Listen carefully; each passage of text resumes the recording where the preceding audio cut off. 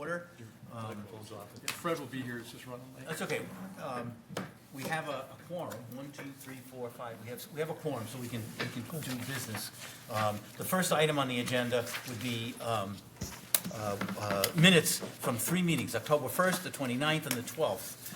And so you all got them as an email, as an attachment. Anybody have any changes or corrections they want to make? Comments? Yes, sir. I move that we accept the minutes of the meetings on the Okay, move. October Support. 1st, 29th, and the Support. 12th. All those in favor say aye. Aye. Okay, they're accepted. I want to make, there's 1 or 2 little changes in this.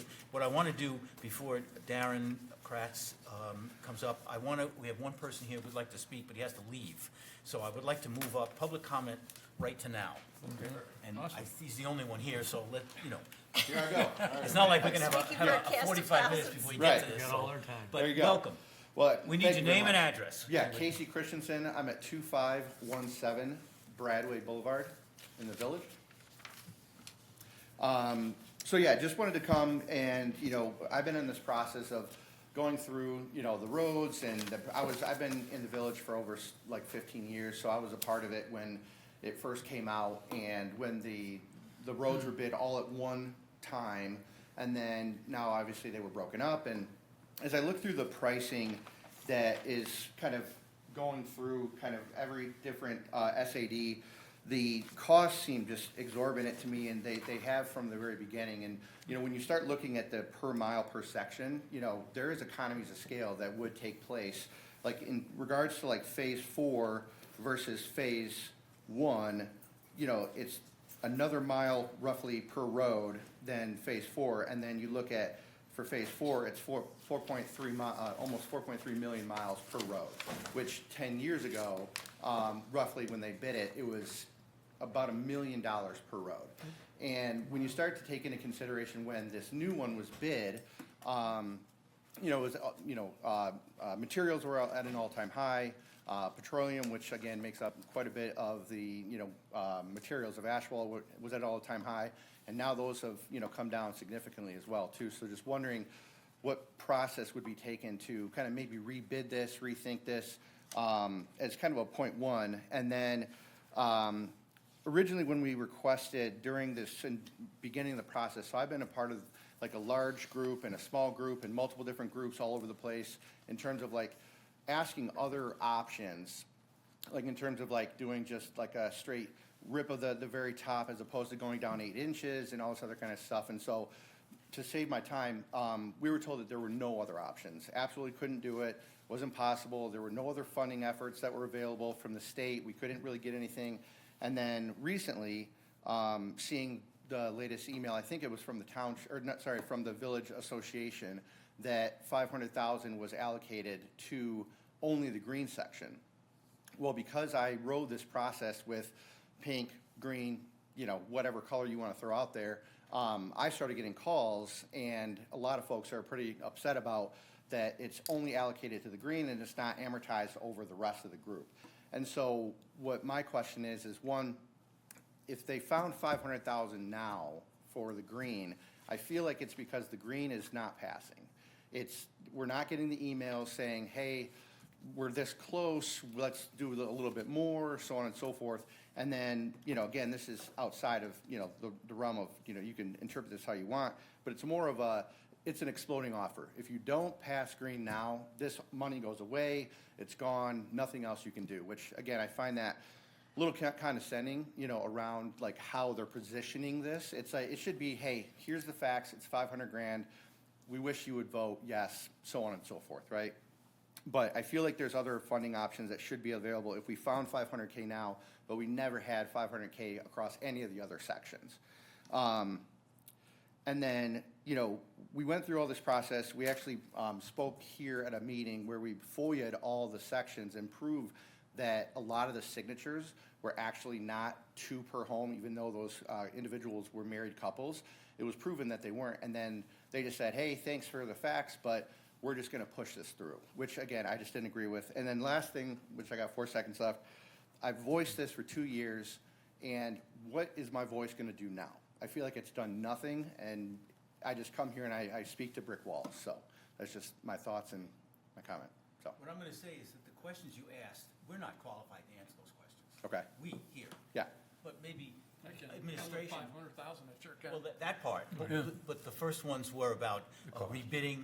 You asked about is what's. Well, private Darren's here. rebidding? Darren's quite involved with that, Okay. and he could probably help answer some of those questions. Okay, so do you want to do that right now, or privately? Well, I'll address the 500,000. okay, So, the state of Michigan in October the 1st passed a new budget, and in that new budget was $2 billion for road funding to go towards local roads. Okay. And then the governor signed it into law, I believe, on that Wednesday the 3rd. You remember hearing about this in the press at all? do not know. Yeah, so MDOT's budget was about $5 billion. So Okay. by adding $2 billion, which is now a majority of it, I forget the number, is earmarked for local roads. So our road commission is due to get an additional $35 billion, but we're trying to clarify that right now. Okay, And what the road commission has been telling us is that they are going to try and now participate in SADs. At what level, they're not sure. So I've been hounding them since I got into office for money to help us. And this is the first time that they were able to commit dollars because of the new funding, but yet they were hesitant because they are not clear yet on any strings that are attached to it, okay, but they still wanted to start participating in SADs. So that's why the green section, and it had to do with time and the new budget with the money involved, that they were able to participate. Now, I'm going back to them again for more money because there's another SAD out there that we're gonna need help on, but we have to clarify, and they still don't have clarity yet on exactly when and how it's coming in. Does that help? it does, yeah, but it, again, brings up another question is, to where they're not clear on how much they can fund, when is that gonna be, when is that clarity gonna go? And then how many other SADs would be a part of that? Because if you have $2 billion amortized over X Well, number. 35 billion, we think, is going to the Oakland County, the Road Commission of Oakland County, Okay, so it's $2 billion for. statewide. Statewide. That goes to okay, city, villages, and then road commissions. Okay, But there's also some money earmarked for another purpose, and it's not coming to mind, I'm sorry. Okay. I want to correct you on one thing, though. Yeah.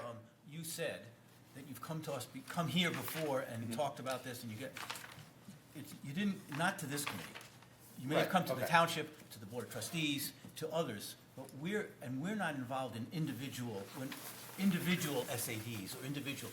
We're looking at global solutions over the whole Okay. township. I just Yeah. want to correct you that. you're this- correct, I did come to we- a township board meeting, not to a road commission. meeting. Got Yeah, it, that's correct. fine. Now, the Yep. other thing, the other question about bidding and all that, I'm gonna ask that maybe one of you felt, you got, not now, but if you could work together with them and get Okay. your answers from them, Okay, personally, instead of, from us, because we don't know the answer any, but if you get your answer from them, is that all right? yeah, and I think Darren, I have his email as well, too. so I can Right. Follow up with that. Okay. Understand more about, And when what you that- talked about why they are redoing the roads the way they are, it's the road commission that makes those decisions. We don't. Right. They own and manage the roads in the township. And as frustrating that is, because we can't get a stop sign, a yield sign, a slow down sign, what else, Jeff? Anything. Speed hump. Speed bump, No thank you. turn on right, Thank no you, right, John. no through traffic. Yeah, it's all up to them. Now, we can ask them for it and petition for it, but that doesn't mean that we're gonna get it. Right, yeah, no, and, again, I feel like it's the similar questions that we asked before about the rebidding process, and it's a little bit too late, because it should have been at the very beginning, when we could rebid 14 Right. miles of road, Right. versus now we have the last 2 miles. Right. And we're kind of little And then out when of we luck. get money, it's their rules and their guidelines that we have to follow. Okay. So for instance, we were able to get more money from the state because we want to build a new fire station at 15 and Telegraph. We asked for 12 million, we got 1.5 million, which means we got to go back to ask for some more money. We also got money from SEMCOG for some safety paths that we applied for a grant of 1.4 million. And every time we get that money, it comes with guidelines and restrictions. Okay, And and the then, mill and overlay thing that you mentioned, you What's said, that? why not do that? That's done on major roads, like Telegraph has done that. Mm-hmm. Maple Road was done like that. But the county won't do it in subdivisions. I've had experience with this myself, because the standards then don't meet the new standards of the road, and the SAD, it doesn't last long enough for an SAD, so they won't do that. did that. So that- That wasn't the case 10 years ago, though, when they bid them all at once. That's what I'm saying, is they did bid them all at once, unless the standards changed. Could I ask you a question? Yeah. You know, I know you and you Yeah. know me. Yes.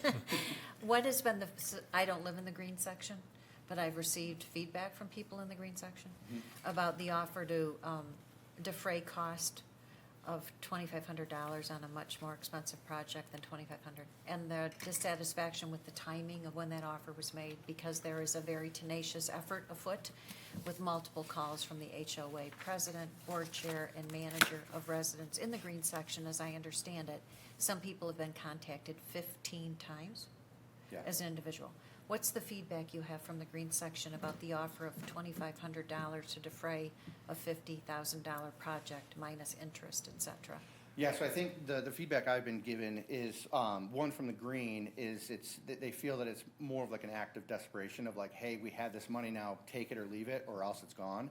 And then the other portion of it is they don't really care, because unless they, write a check for $50,000, it really doesn't do much, because then and the percentages have changed, but it's a different percent by section, but then that $2,500 is gonna get eaten up like that. So it goes away pretty quickly. And then, with me, family of three, and younger family, sole breadwinner, having to come out of pocket for $50,000 or amortize that over 15 years is a big pill to swallow. You're looking at $65,000 to $70,000 for 63 feet of road, when you have a house down the street that's worth $10 million and he makes $20 million a year. It's the same cost. And I know that originally they said that we couldn't bid it by frontage, and there was reasons that we were given for that. But again, that's been the feedback, is that, one, the money seems just oddly timed. Two, it's a little bit act of desperation to get them to sign, because it's not passing as it sits now.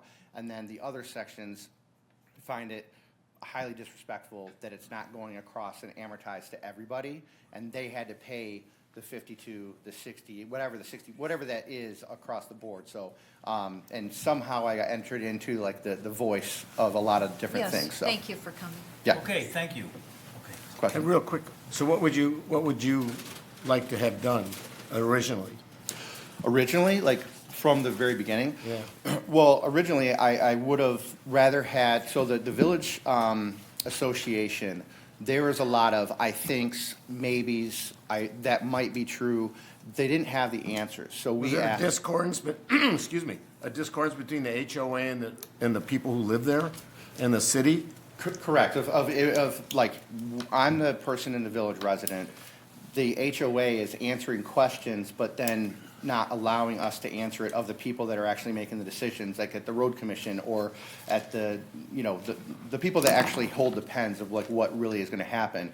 And it was more of a, trust me, we went through it, we did this for 10 years. So it was really kind of, we're the middleman, don't ask to speak to the other people. So I think more transparency should have been right out of the Well, it seems gate. like there's a lot of disconnects, and unfortunately now we've got a hodgepodge of stuff that we're All gonna right, have we're to gonna work through. have But to Yeah. anyway, move on. thanks, that was very helpful, to be honest. Yeah. Thanks for the Anyway, comments. That's yeah. what, we pushed that up. We're gonna do Appreciate comments again at the end. If anybody else has something, we'll do it later for you. Great. first. All right, But thank appreciate you your very time. much. Thank you very Thanks much. for the All right. comments. Thanks, Casey. Okay, first item, now, Darren? Okay. Well, I don't know what you guys did to request me as a speaker, because in about 10 There's no one minutes, else available. your eyes will be glazed over and you'll be ready to go take a nap.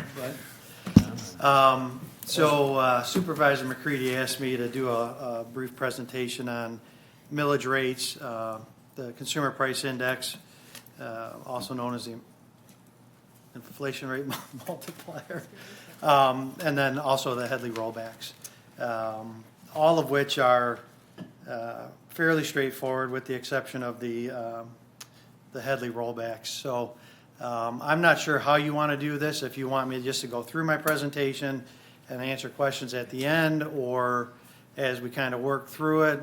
So I'll kind of, That works. All right, let's start this way. At the last meeting, one of the things we talked about this, the last meeting, somebody made some very valid points that I think 99 out of 100 people would not get. In the fact that we have new construction, we have uncapped properties sold, new houses sold, et cetera, and asked, well, where's that money go? And the answer was, well, we only get 3% of that. And I was scratching my head saying, well, where does it go? And you answered that in a meeting we had, and that's what I'd like to start with. Yeah, so, and that's in my presentation, Okay. so Great. that'll all be addressed. It's just sometimes this gets a little confusing Okay. and so, not sometimes, all the time. Okay, so to address the inflation rate multiplier portion of it, the state of Michigan, it used to be in September, would issue the CPIs or the inflation rate multiplier for the state for that year. It's now been, I think it was just approved the 25th of November. So it's taken them quite a bit longer to get these out to us for whatever reason, and there's really no good justification for it other than it just taking them longer. But, so the inflation rate multiplier is determined by the state of Michigan annually, and then that's handed down to the local units. You know, and then it's up to the local units to apply that to each property in the township on an annual basis. So I've included a list of the consumer price indexes since 1995, which is the first year, all the way up through current year for you to take a look at. I would say that on average, it's somewhere right around 2.5%. If you look at the overall average of the history of the consumer price index. But again, remember that consumer price index can't go over 5%. So if you recall 2 years ago, I believe the real inflation rate was 7.9%. Everybody here in the state of Michigan was capped at 5. I think that was 2 years in a row. I think last year, actually back in '24, it was, I think 5.3 or 5.4% actual inflation, and again, it was capped at the 5. So if you're in your house and you don't move, you don't do an addition, you don't do anything to your house other than just maintain it and live in there, your house every year is going to go up by the consumer price index. Now that only applies to taxable value. So if you're in a neighborhood where the market's doing really good and you get a 10% or 10%, 12% increase in your market value, your assessed value can go up, 10, 12%, but your taxable value is limited to the CPI or 5%, whichever is the lesser of the two. That include both residential, commercial, That's all everything. the property? Yep. And so what is the property value of the township? The taxable value is $5.6 billion. We have it estimated at $5.6 billion, yeah. But our assessed value is like 6.9, I think, 6.9 billion. Clarity, you just said that it includes commercial and residential? I thought Commercial, that, industrial, residential. I thought that only residential was capped under proposal A. Commercial is also capped? Because of 5%. I didn't know that. I thought it was just primary residences. What's that? I thought it was only primary residences. Oh, no, it's all property, yeah. So, now getting into the Headley rollback, the Headley Amendment was adopted in 1978. And it requires that if taxable values of a property in a local jurisdiction increases faster than the inflation rate, again, here we go back to the CPI, then the taxable property, the millages that are applied to those taxable values have to be rolled back on an annual basis. So, and I'll get into all the rollbacks and the calculations and all that kind of stuff here in a minute. So, so the rollbacks are done through what the county calculates out what's called a millage reduction fraction annually. And basically what that is that's a computation of the prior year's taxable value minus the losses times the consumer price index divided by the current year taxable value minus additions. That gives you your millage reduction fraction, which is what we then apply to the millages annually to roll them back. And that'll be a little bit clearer when I get to the next couple slides. So the goal of the Headley Amendment is to limit the amount of property tax revenue on an annual basis.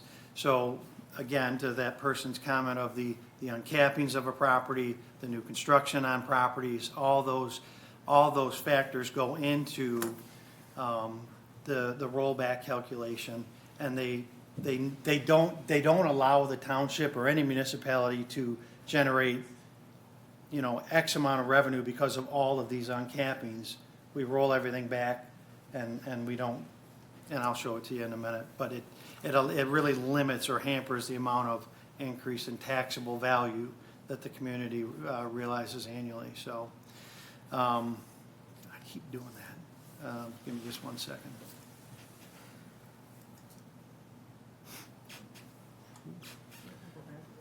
I got to get back to, I'm going the wrong direction. Make up your mind. Okay, there we go. So again, just to kind of wrap that up, because of the rollbacks, property values go up, right? Everybody knows that they're going up on an annual basis. In some cases, they're going up pretty substantially. But because of the consumer price index and these rollbacks, municipalities do not recognize what a lot of the public perceives as windfalls of money on an annual basis. It's just not the case. Until the property changes hands. But even though that's an uncapping, but because of that uncapping plays into the rollback. So the more uncappings you have, and the bigger your rollback is gonna be. So if we typically have about 10% of the community turnover on an annual basis, but let's say we had for whatever reason, we had 30 or 40% turnover, we'd have a really, really big rollback. So the millage that was levied in, let's say, 24, wouldn't be anywhere near what the millage is gonna be levied in 25, because that rollback, that reduction fraction would be much, much larger. So, again, though, at the just another point to Headley, at any point in time, communities can override the Headley. So it would have to go to a vote of the people, and the public would have to vote on it. It happens occasionally, not often, but it does happen, so. Okay, so this is an example of what we use to kind of calculate out projected revenues for the township. So if you look in that first yellow box, how come my mouse isn't up on that screen? Which one? On either one of them, it should be popping up on both screens. So you know? I see it on mine, I don't know why it's not on yours. 4.4 million. Okay, well, all right, well, I guess we'll just do it the That's why we old-fashioned need way. a But laser. so the 2025 taxable value is what our actual taxable value was in 2025. The far left column is the 25 mills, so those are all the millage rates that were levied by the township, okay? So we have other library millages, we have capital debt millages, so on and so forth, but those are not impacted by Headley. So that's why I didn't put them on here. Then you'll see, oh, there it goes. Okay, so then you'll see right under there, the millage reduction fraction for that year was 0.9957. So what we'll do is we'll take this 25 millage, multiply every one of them by that 0.9957 to come up with your estimated 2026 millage rates, okay? So then we'll use, that's what we levy per line for 2025 based on these millage rates, okay? Then 2026, because of the rolled back millage, we're going to be levying on 50, oh man, my eyes, 50, what is it, 55 million? Yeah, 55 million. You'll notice in 2025, the levy was 53 million, so you're sitting there saying, okay, well, that's roughly $2 million increase in taxable, tax revenue. If we had no rollbacks, which is the farthest right column, we would have levied about $2,040,000 in additional tax revenue from one year to the next if we didn't have these rollbacks, okay? I believe we have another, yeah, okay, and then this is 24, 25 estimates, or not estimates, but 24, 25 millage rates, and I did the same thing. I don't necessarily know that I need to go through the entire explanation again, but you'll notice that the millage reduction fraction back then was 0.9953. So it wasn't too terribly different than what it was in the next year. But again, for this particular tax year, it would have been about an additional $2.6 million had we not had the rollbacks that we were required to levy. Just a question. Sure. You mentioned about Headley override. Yep. Okay. Does that mean that we could vote not to increase millage, not to go from 30, whatever mills up, but we could say, stay the same? That's the vote, stay the same, but any of the surplus created by new construction, by uncaps, we could keep here and not have to roll back. Is that an override we can do? No, overrides really pertain to the millage rates. So as an example, if in cities are allowed to levy 20 mills of general operating. So let's say they did that, 8 years ago, and now they're down to 17 mills. And something came up where they need an influx of cash for some reason. They could put it out to a vote of the people where they would take it from the 17 mills back to the 20 mills. So you collect those 3 additional mills That's a for millage additional increase, tax basically. revenue for whatever purposes, yeah. That's the Headley override. That would be a Headley override, yeah. That has to be- And that happened quite a bit during like 8, 9, 10. Communities went out for Headley overrides because of the market crashing and the revenues just really So has falling off the any of table. our attorneys looked at what I said about keeping the millage the same, not going up, keeping it the same? So my mill would be exactly the same, and my property taxes would go up 5% of the rate of inflation because the millage stayed the same. But the excess have our attorneys ever looked into that and said that it can or can't be done the other way? Keeping the millage the same, but keeping the excess. Our attorneys have looked into everything. I think every angle, every which way we can look at these things. And I don't think that's a possibility. I think the way we're doing things is, well, I know the way we're doing things is the right way. It's the way it's supposed to be done. So the only way to rate, an override can only be to increase millage, Yeah. to add mills. Yeah. And then, that's really the crux of it. And it happened back in the downturn, and it was more cities were doing that, but it did happen quite a bit, so. And some of them actually passed, so. Did you have a question? That's Okay. Okay, so here's the millage reduction fraction calculation worksheet that the counties use to estimate your, the individual communities' millage reduction fraction for whatever individual year. So really, the calculation is it's really the prior year taxable minus any losses. So that would be fires or demolitions because somebody's going to reconstruct the house or whatever, and then multiply that number times the consumer price index for that individual year, and then you take the current year taxable value, you back out the additions, so that's any new construction, garage, extensive remodel, anything like that. You divide those two numbers into each other, and that calculates out your millage reduction fraction. So if it's over 1, which it's happened maybe 1 or 2 times in my 18, 19 years here, then you don't get a reduction fraction. Your millage rate stays the same from one year to the next. If it's under 1, then you're getting your millage rates rolled back. So, and the only time it's really ever happened is when inflation's been sky high. Okay, this may be a bizarre question, but I Okay. have to ask it. If the property values are linked to the condition of the roads, okay, then why is it as the condition of the roads, as we know, we're on DEFCON 5 as far as the road conditions, and every road is a red, and the road conditions in the neighborhoods are deteriorating, why would the property taxes go higher? So, the answer to that question is property values are not tied to road conditions. What they're tied to is market conditions. Okay. So, with that said, You know, and I know a hot topic is the village. You know, the property values in the village have not gone down, you know, because of the condition of the roads.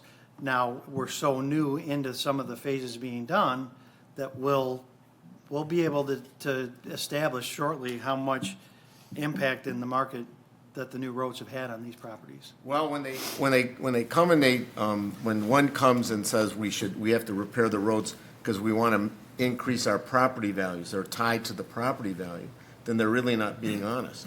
I would say to you that the answer to that is if you're, it's a little tricky because we deal with market, right? So whatever's happened in the Got it. market. Yeah. So we value properties based on what data we're getting from the market.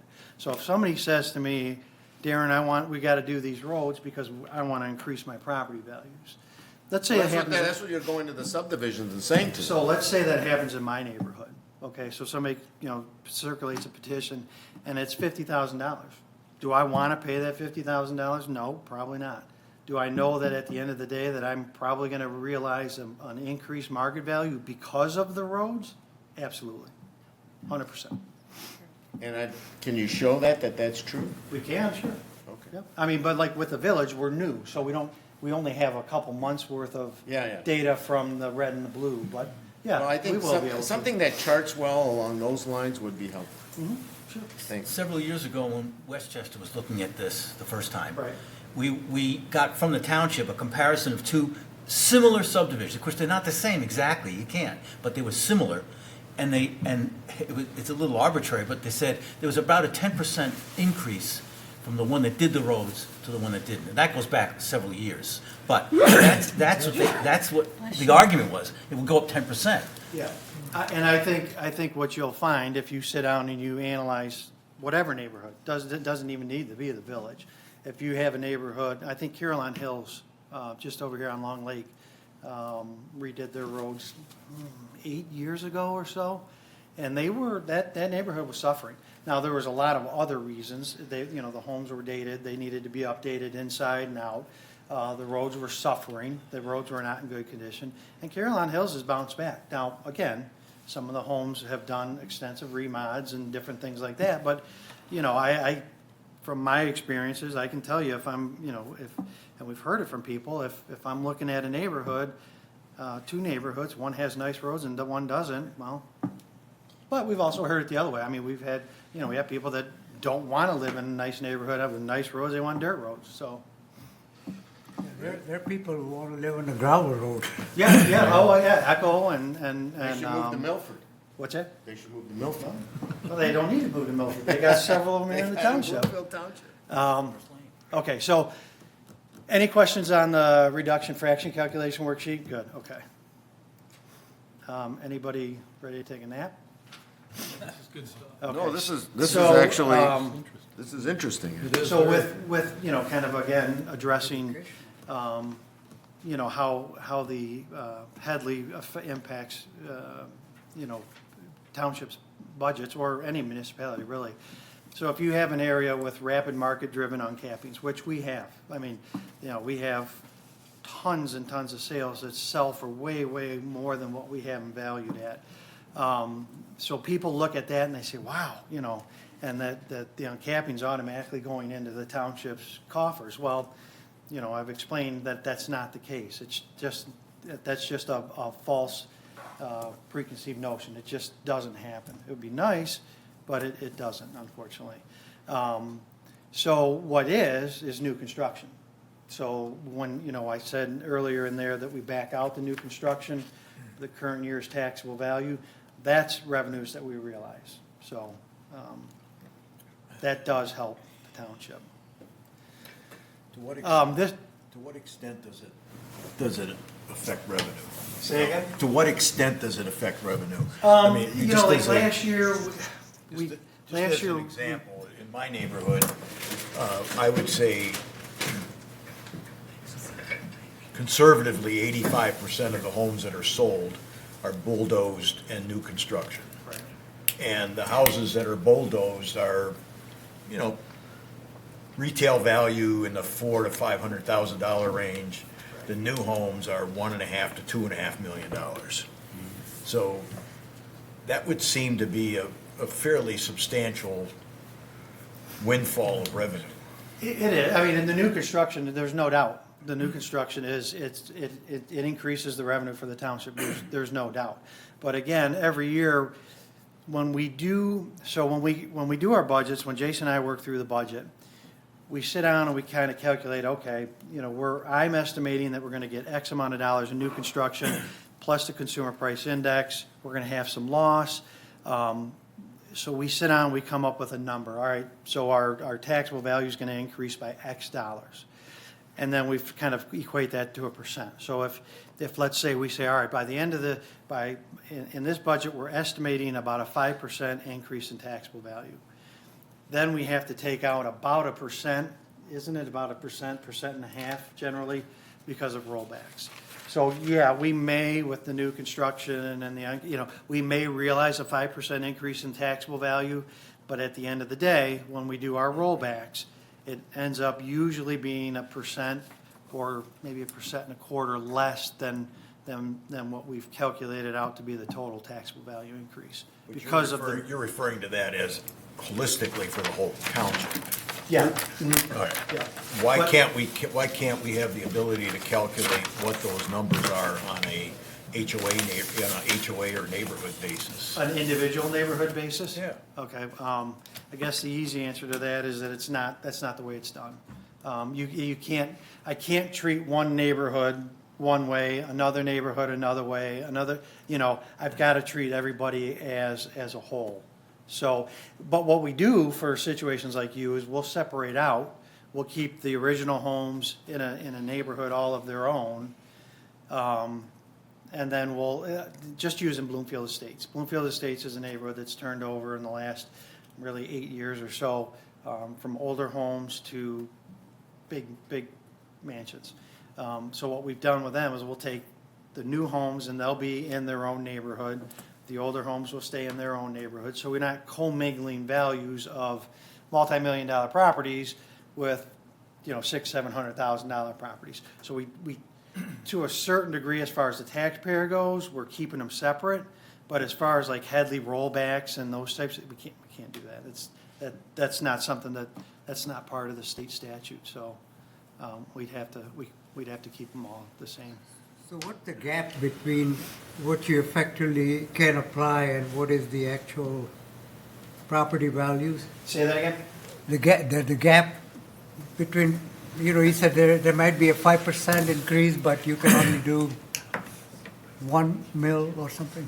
Yeah, well, when we're doing the budgets, if our taxable value goes up 5%, and then we have to apply the rollbacks, it's about a percent reduction, 1.25% reduction. So we'll realize like 4% versus a 5%. So this here is just an example of our millage tables.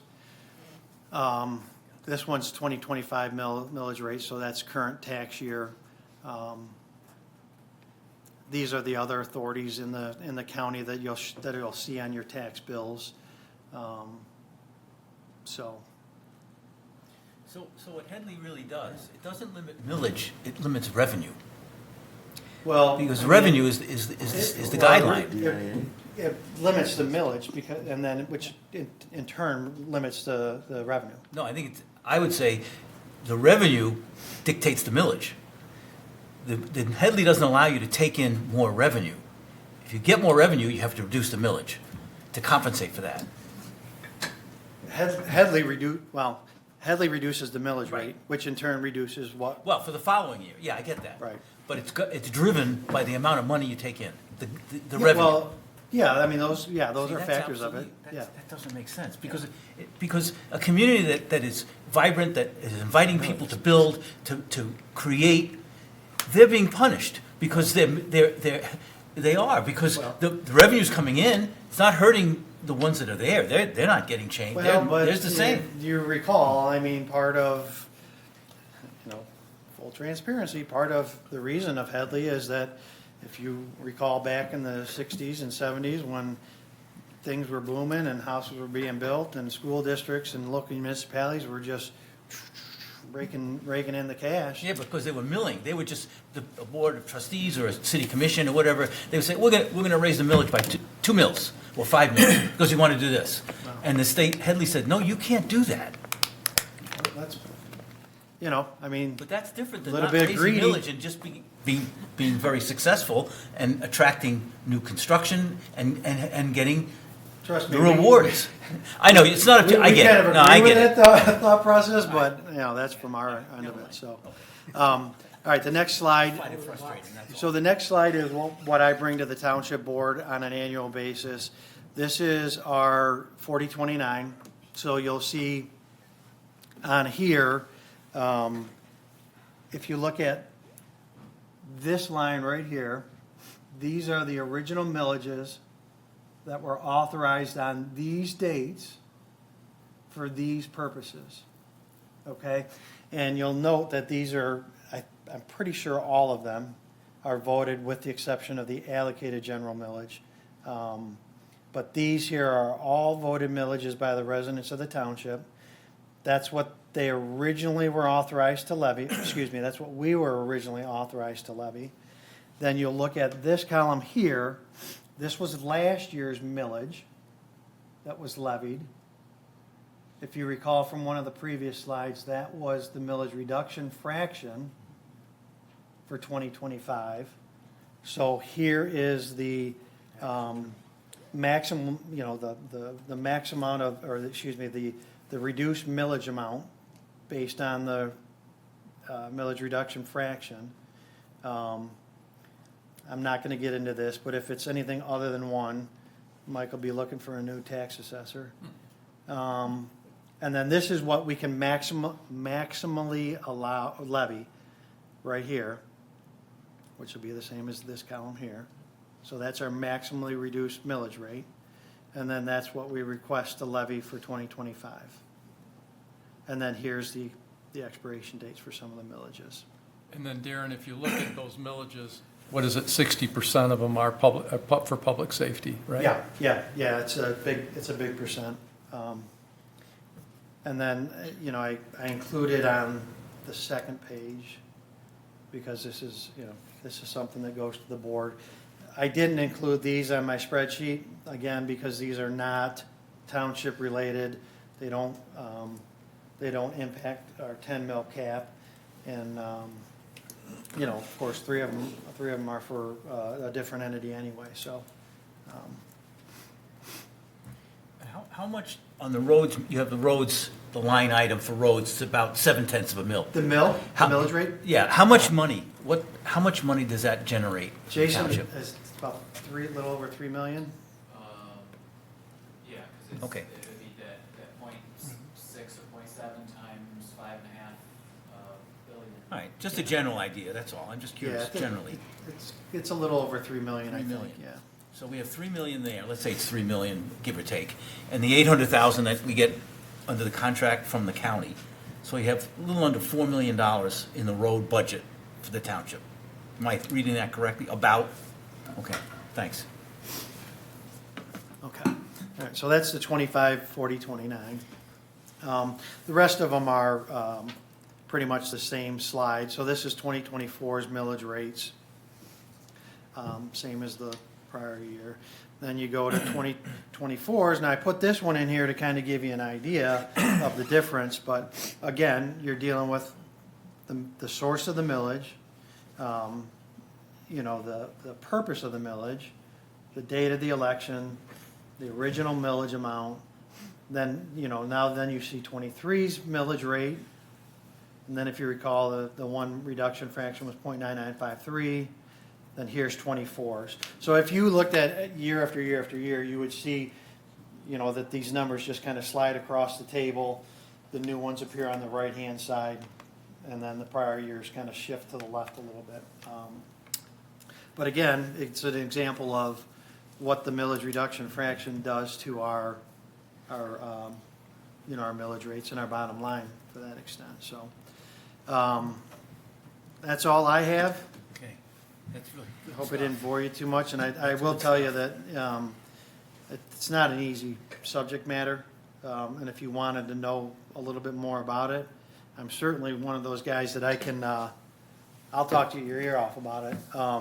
But it's probably easier if you just give me a call or come in. I would prefer a phone call or in person versus email, because responding to some of these questions Well, sometimes the questions don't come off the way it you. could get a little convoluted, so.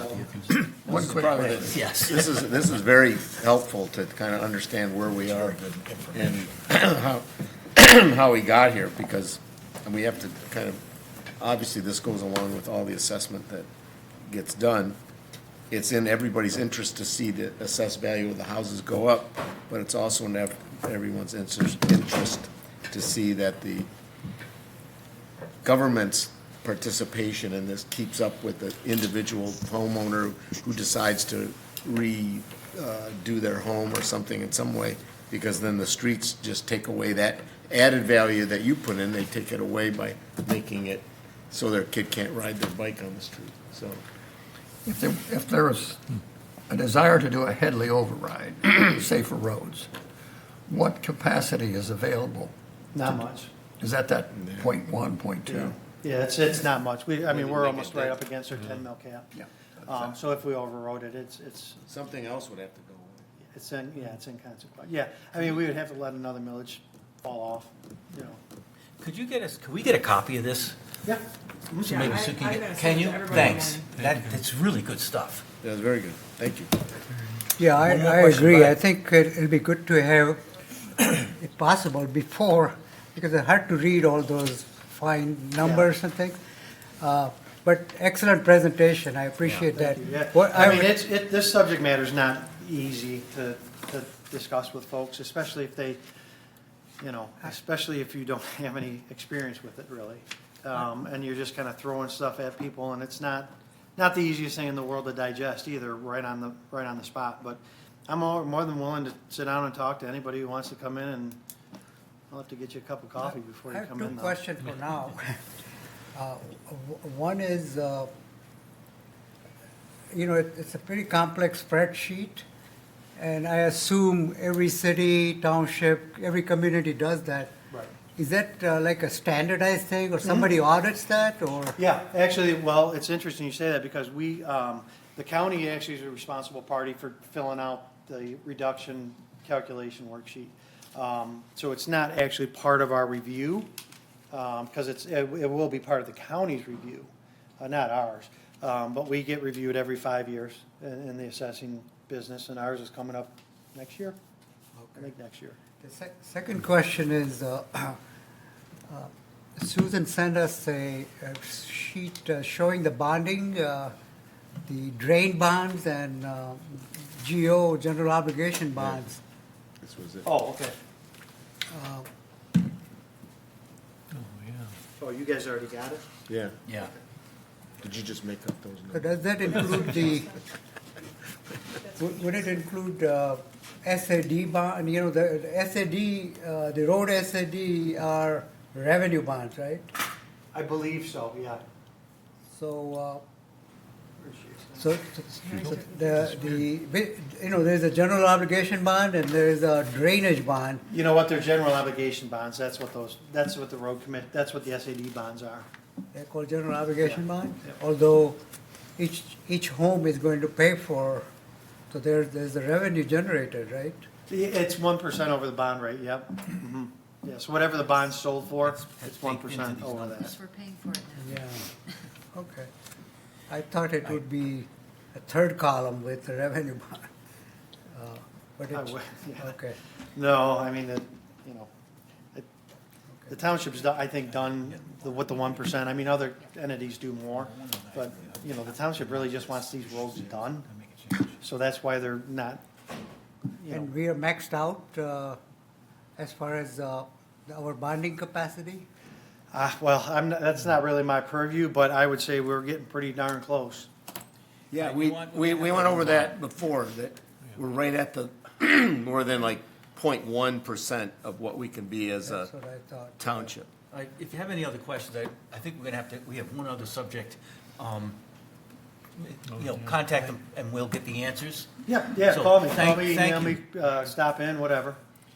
Thank you very much. You're welcome. Really good stuff. You're welcome. All right, the next item, though, I'm gonna do something here, was this township, to city's, information that I brought up, but I'm gonna ask for a motion to table that. There's something else that Jeff wanted to bring up, which is more important. So I'm gonna ask him for a motion to table that to another meeting. I'll move to table. Moved. Table this? Support. Yeah. Okay.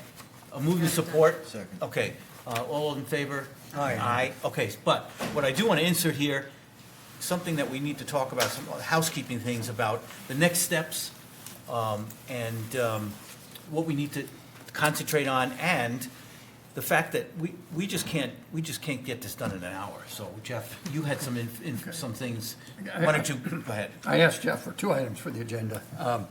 One is the way we organize our meetings, and we do also have that deer responsibility.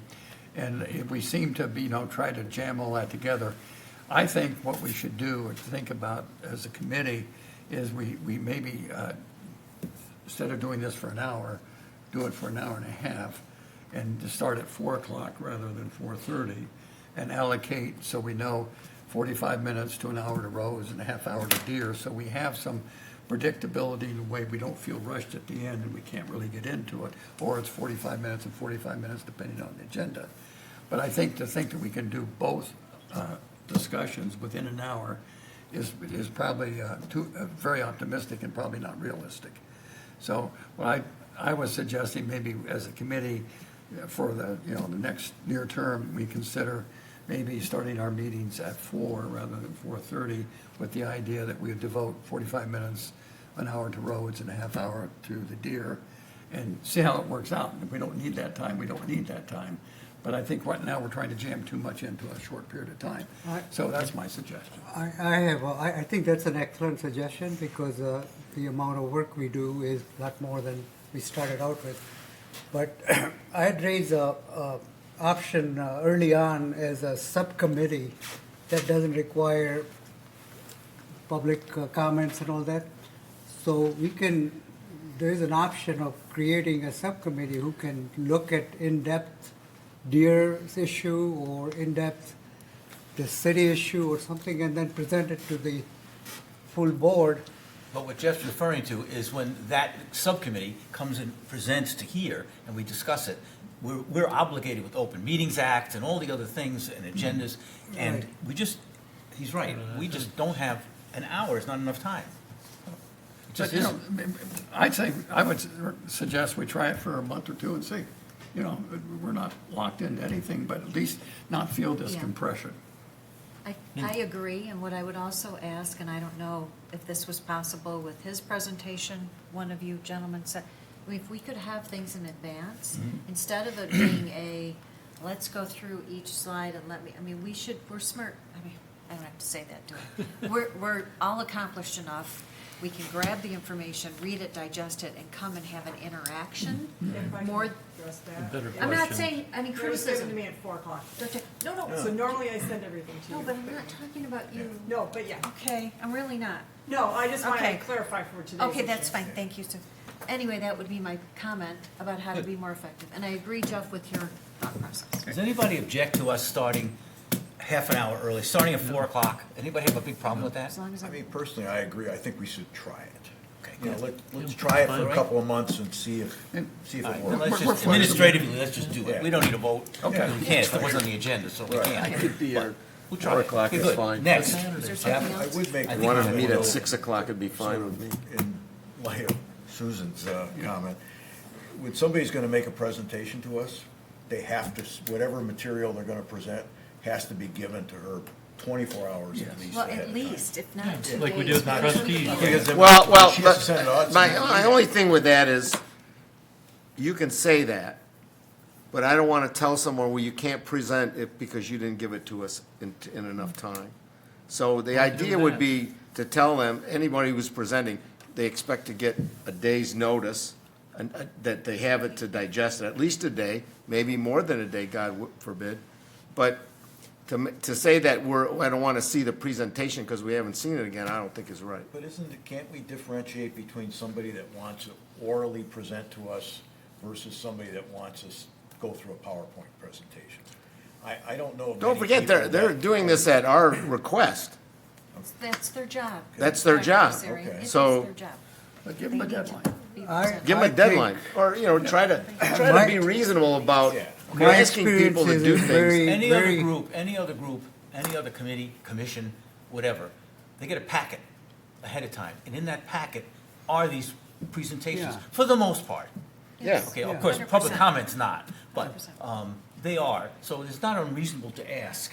Yeah. that- I that agree. If they're gonna give us, do it ahead of time and give Yeah. us something if they can. It's a we mindset. can do our homework and. All right, Jeff, you had something else, go Okay, ahead. the second thing was this handout that I handed out to us at the last meeting. And this is just an attempt to help organize as we go forward. And as we have different resources come to present, these are some things I had on my mind that I'd like to ask the various people.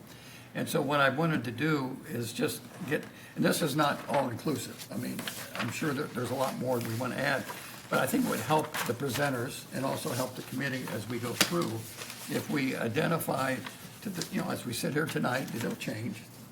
We recognize that. But be able to identify what we're trying to find by various categories, so when those people come in, at least they know those are the expectations, which we also are starting to think about. What are the information we need to identify the 3 or 4 or 5 options that we're going to try to evaluate? And then, so this stuff comes together, in an organized fashion. So this was my attempt to just start getting some things down, and these are the things I was interested in, and it's a little bit finance heavy, I get that. But I think what would be helpful is everybody else in the committee add what they want, and then Jeff can pull it together, and then Susan, as we have other presenters come in, we can say, here are areas of interest in your subject matter. And then we know as we start to identify solutions or recommendations or options, that we're not, don't have to go back and reinvent the wheel and get additional information. It's trying to be proactive instead of reactive. So So that's. what do you want us to do, what do you want to do with that right now? Well, what I think what we should do is, this is my cut, and I think everybody else in the committee needs to add their input. That's our homework. And at the next meeting, we'll say, okay, this is the game plan, that what we're trying to do, so Susan knows, and our presenters know, that this is the information we're trying to gather. And, the point is, and maybe we break out some of this to a subcommittee. Because I was gonna meet with Jason in January, because I'm trying to pull your question about the bond information, the revenue bond, the GO bond, when the bonds mature, because my big picture thinking is, if we know when that stuff starts to roll off, is there a possibility that we could go out and then reassign those freed up monies that are in the bonding to roads? But until we know what's available, do we reach? The problem is, that's a moving Well, target. it's a moving target, but it's at least certain things that have maturities on Yeah. them. So And I was really trying to get a maturity schedule and see what capacity, and could 'Cause of that the- then yeah. say, well, we have to go to a vote, I get that, but say, okay, now we have this ability, so would we like to go out and raise this? Well, why amount don't of we money do for that? Why those? don't we just noodle on this, what you presented, and maybe Yeah, if we have other issues, and then list out, these are the issues that we have to have a conclusion to, yes, and then go from there. Meanwhile, the marijuana monkey business is gonna go on. That'll take years to get. It may take years, but it may not, who knows? Yeah. And, It'll take years. so that money, those monies may never come, or they may come next week, who knows? yes, we don't know. And, But we'll assume they're not. All right, let Jeff finish what he's got. because Yeah. we're getting up against so the anyway, clock again. this is a cut, let's, I think at the next meeting, everybody else bring their input. You sent Maybe this in we an give it email, to, didn't you? give your Yeah. input to I Susan. didn't. Give it to Susan I before have the it. meeting, Not so yet. we have I have it. an outline to say, this is the committee's outline for how it's gonna work in the next couple of months. That sounds good. Tops at the top. That's my 2 cents. That's good stuff. 8 cents. All right, before, we still have a couple of, did you have a comment you wanted to make for public comment? Please, I don't want to cut anybody off, I want you to.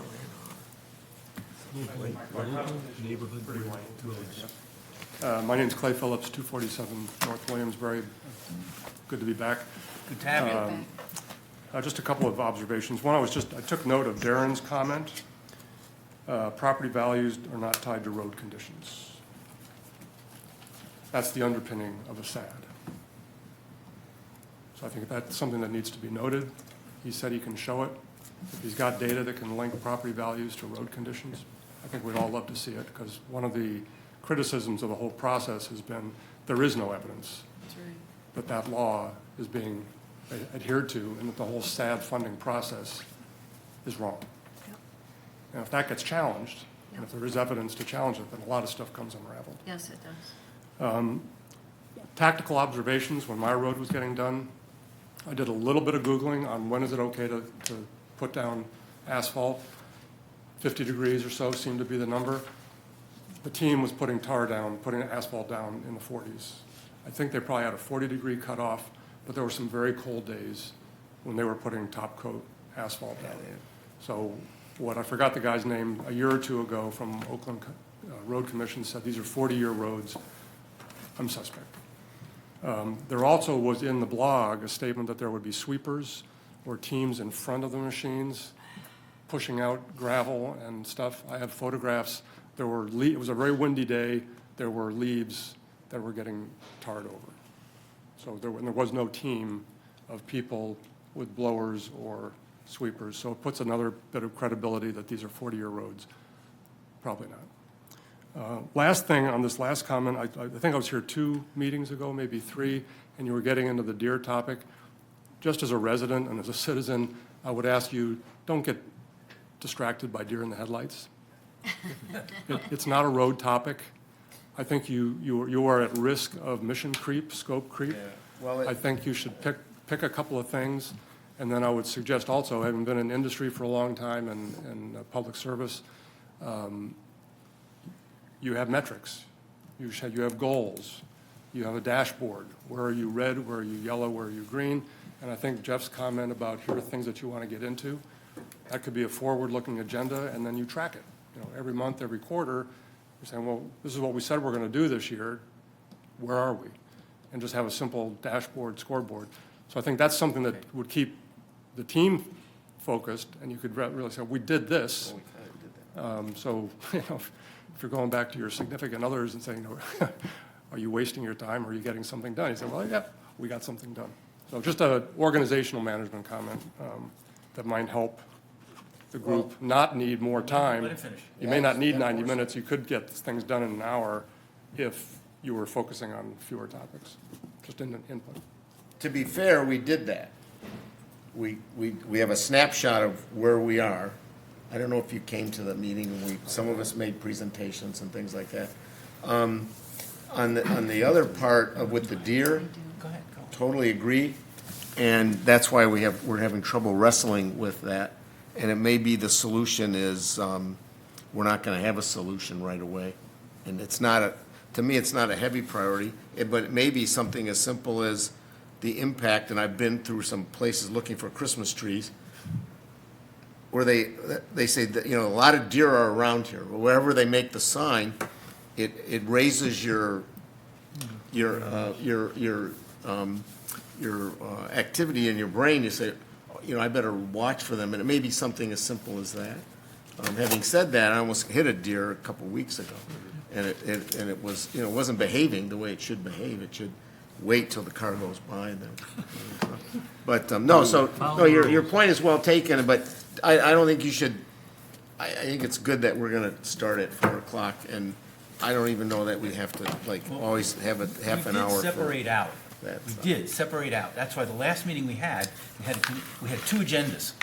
Closed one meeting, started another. Yeah. And we're not trying to do roads and deer at the same meeting.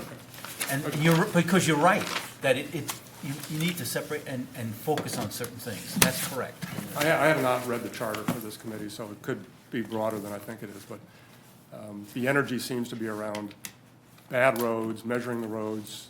There was a chart that was shown at the last one about reds and yellows and greens, and I had a comment about that didn't seem to tie, and it didn't seem to correlate with the graphic, and maybe you needed to look at that a little bit harder. So just like getting in and understanding what that information means, and then, you know, how are the roads being funded, and how are the road, what work really needs to be done. And the earlier comment, I think was from Matt, I sat through a lot of the process meetings as well for the village, and he's right. I mean, there was no alternative presented. It was the gold plate or nothing. There was no good, better, best. There was no discussion of trade-offs, pros and cons about different options. It was just, here it is, you guys can afford it, and if you don't like being around, go up to your house up north. Quote, that's what he said. That was a quote. Go to your house up north. That was a quote. Here? No, this was preceded this group. Oh, okay. Last, we have to go, but what we asked Mr. Christensen, Mr. Phillips, what feedback have you received from people about the offer of 2,500? Have you had any feedback from? No, I just learned about it a few days ago. Okay. You know, it seemed like a bribe, and pretty squirrely. Okay, thank you very much. Thanks for One your more. time. Go ahead, Jeff. Go ahead. Now, switch subject to deer. I think, Susan, what you sent out was excellent, because she went to that meeting. When I looked at the stuff, as we all did, but the one thing I found exceptionally interesting is the Kent County piece. You gotta, actually, it's a newspaper article, but click on that and see how they addressed it. I thought it was very objective, very professional. They involved, Green Valley State University in it, so that, I thought that was some ideas for us to think about. And they did a county-wide approach rather than a township approach, so I Well, I think think- it's worth looking at. Yeah, and in looking at this, sometimes it's something as simple as making a sign that people it raises their awareness of what's around there. Because short of giving them birth control pills, I don't know how you think you're not gonna go around Bloomfield and call the herd. I really don't believe that. But look at that, just look at that. Yeah, I thought will. it was an interesting presentation, so, that's all. Okay, any other things not on the agenda you want to bring up for next time? When's our next meeting? After the first of the year, I think. Oh, Merry January Christmas. 7th, but then the meeting also in that, and we had discussed before about separating the meeting. Right, I know. So that one's dedicated to deer. to you tomorrow. Okay. So we can't. So the next really road split would be them that because maybe a week we have later. a presenter from Farmington Hills coming in. Okay. We have to do the mission statement. So January 7th is gonna be just deer, and then we can start. So like And about at the 15th of 4:30. January would be the next When road. if we we start know. at 4 So o'clock? then the we can second go. meeting is All right, we can try, So then the meeting after that, we'll start at 4 and split. Because there's a lot to do to change that. Well, we have to look So- at, our objectives in order, now we have to like redefine them for the second phase of our Yes. non-deer stuff, but the road stuff, because it's more refined and it's crystallizing now as to what, Yeah, into a couple. what we need to go after, and then the other problem I have is, I just throw my hands up, I don't, they talk out of two sides, this is all shut up. No, this is on the record. Still on, Okay. you guys We are have still it. on. If you don't want it on the record, don't say it. Yeah, all right, What's I'd the- rather not say it, Don't but say it. it gets confusing, Huh? Move to adjourn and then I can turn things off. Yeah, well, I if we're move to done. adjourn the meeting. I second. Okay, All right. Anyway, thanks, Jeff, for doing that. Thank you. your microphone on. but I think subcommittees we can. Well,